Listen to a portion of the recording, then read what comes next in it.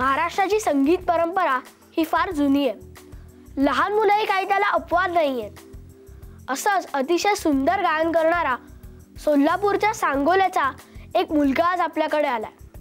त्याचं नाव आहे अभिषेक पुजारी. हाय अभिषेक. हाय. तुला गाण्याची आवड कशी काय लागली? मी एकदा घरी आरती म्हणताना सरांच्या वडिलांनी ऐकली आणि मग त्यांना माझा आवाज आवडला. तेव्हापासून मला गाण्याची आवड.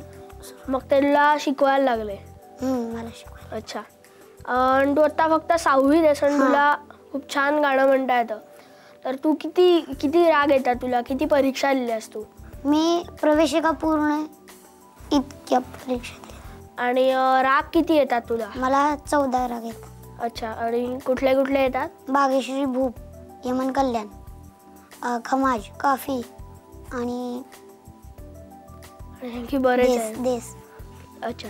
आणि तिलकमध असे अनेक प्रकारचे राग. अच्छा.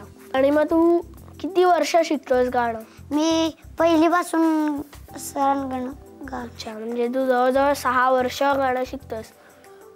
तर आता सुरुवातीला तू कुठलं गाणं म्हणून दाखवशील? मी सुरुवातीला प्रभाती सूर नभिरंगती हे गीत सादर करणार आहे. तर आता आपण बघूया अभिषेक आपल्याला प्रभाती सूर नभिरंगती हे गीत कसं सादर करून दाखवतो ते. प्रभाती सूर नभिरंगती दश दिशा भूपाळी म्हणती प्रभाती पानुपानी अमृत शिंपित उषा हासरी हसते दुंदित पानुपानी अमृत शिंपित उषा हासरी हसते दुंदित जागी होऊन फुले सुगंधित जागी होऊन फुले सुगंधित तालावर डोलती प्रभाती सूर नभिरंगती दश दिशा भूपाळी म्हणती प्रभाती.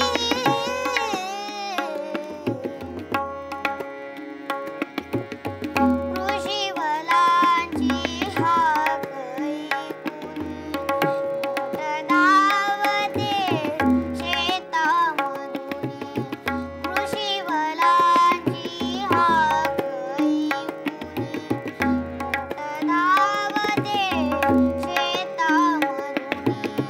पक्षी आपुल्या मधुर स्वरांनी पक्षी आपुल्या मधुर स्वरांनी स्वरात स्वर मिळविती प्रभाती सूर नभिरंगती दश दिशा भूपाळी म्हणती प्रभाती.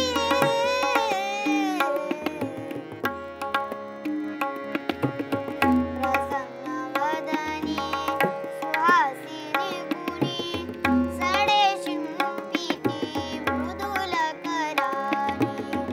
प्रसन्नवदनी सुहासिनी गुणी सडे शिंपिती मृदुल करारी.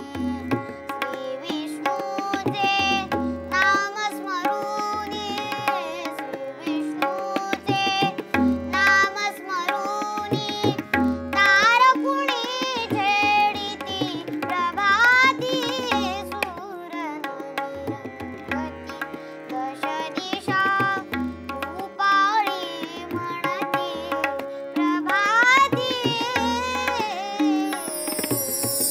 मस्त म्हटलंस एकदम. लहान असल्यामुळे तुझा सूर एकदम छान लागतं. मग तुला सगळ्या रागांमध्ये कुठला आवडतो राग? भैरव हा राग मला आवडतो. अच्छा. मग भैरव